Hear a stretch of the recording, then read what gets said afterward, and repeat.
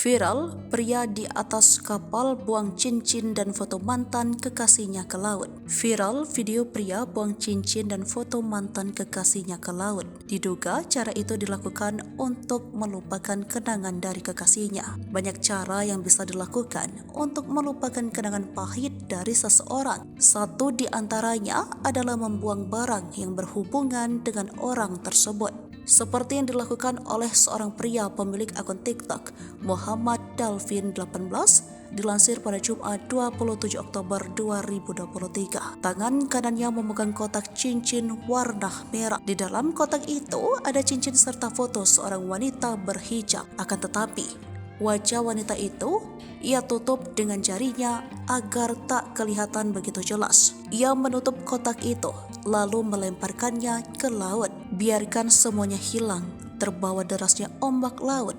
Semoga tidak ada lagi cerita yang datang menghampiriku. Terima kasih sudah pernah hadir, tulisnya. Video ini pun mendapat banyak komentar dari para netizen. Banyak yang menyayangkan aksi pria itu membuang cincin.